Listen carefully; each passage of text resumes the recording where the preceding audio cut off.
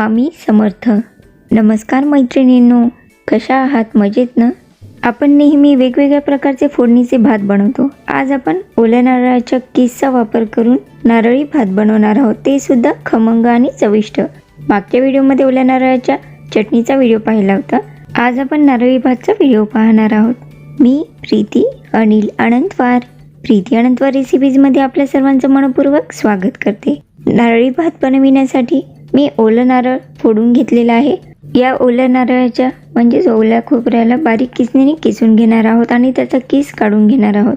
सर्व खोबरं मी इथे बारीक किसणीने किसून घेतलेलं आहे आणि बारीक किसलेलं आहे. याला आता आपण मोजून घेणार आहोत. साधारण छोट्या वाटीने 1 वाटी घेतलेलं म्हणजे अर्धी वाटी नारळाचं किस घेतलेलं आहे. कढईमध्ये 1.5 चमचा तेल टाकून गरम करून घेतलेलं आहे. तेल गरम झाले, यामध्ये अर्धा चमचा मोहरी टाकून घेऊया. मोहरी तडतडल्यानंतर छोट्या चमच्याने 1 चमचा जिरे मोहरी दोन्ही तडतडल्यानंतर यामध्ये थोडेसे शेंगदाणे टाकून घेतलेले आणि थोडेसे डाळवं टाकून घेतलेले. डाळवं आणि शेंगदाणे तुमच्या आवडीनुसार कमी जास्त टाकू शकता. यामध्ये 2 ते 3 लाल मिरच्याचे तुकडे टाकून घ्यायचे किंवा वाळलेल्या लाल मिरच्या टाकल्या तरी चालेल. मिरच्यांचं प्रमाण चवीनुसार टाकावं. 5-6 कढीपत्त्याची पानं चिरून टाकलेली आहे. गॅसची फ्लेम स्लो करूनच यातील शेंगदाणे आणि डाळवं थोडेसे लालसर होऊ द्यायचे, जास्त लाल होऊ द्यायचे नाही. सर्व मिश्रण परतून घेतलेले. यामध्ये 1 चमचा अद्रक लसणाची पेस्ट टाकून सर्व मिश्रण पुन्हा परतून घेऊया. आपण जो ओल्या नारळाचा किस किसून घेतला तो अर्धी वाटी घेतलेला आहे. नारळाचा किस तुमच्या आवडीनुसार कमी जास्त प्रमाण टाकून घेऊ शकता. अर्धी वाटी ओल्या नारळाचा किस टाकून घ्यायचा. सर्व मिश्रण चांगलं स्लो गॅसवरच थोडा वेळ परतून घ्यायचं आहे. यामध्ये टाकण्यासाठी मी लिंबाचा रस घेणार आहे. लिंबाचा रस तुम्हाला आवडत नसेल तर स्किप सुद्धा करू शकता. मी इथे अर्ध्या लिंबाचा रस पिळून काढून घेतलेला आहे आणि सर्व मिश्रण चांगलं परतून घेतलेलं आहे. 1-2 मिनटं परतून घ्यायचं आणि शिजवून घेतलेला 1 वाटी भात टाकून घेतलेला आहे. भाताचं प्रमाण तुम्ही जास्त सुद्धा टाकू शकता. यामध्ये ओल्या नारळाच्या किसचं प्रमाण आणि शिजवलेल्या भाताचं प्रमाण तुमच्या आवडीनुसार कमी जास्त करू शकता. सर्व मिश्रण स्लो गॅसवर परतून घ्यायचं. भात शिजवताना जर भातात मीठ टाकलं असेल तर त्यानुसार मिठाचं प्रमाण कमी जास्त टाकू शकता. मी इथे चवीनुसार मीठ टाकून घेतलेलं आहे. सर्व मिश्रण पुन्हा चांगलं मिक्स करून घेऊ आणि अर्ध्या लिंबाचा रस टाकून घेतलेला आहे.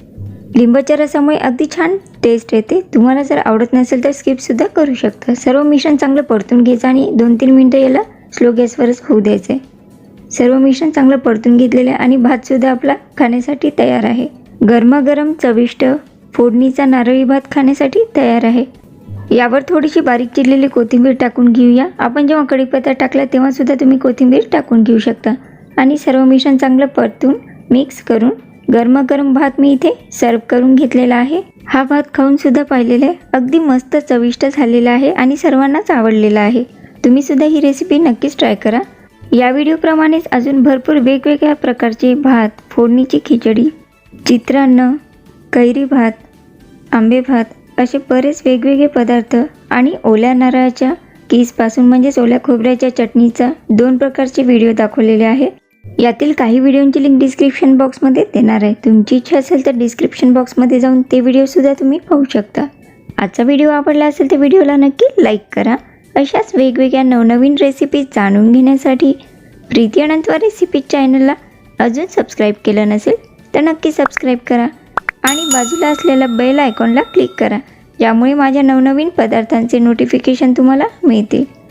माझे व्हिडिओ तुमच्या फ्रेंड्सना नक्की शेअर करा आणि तुमचे कमेंट मला कमेंट बॉक्समध्ये नक्की कळवा.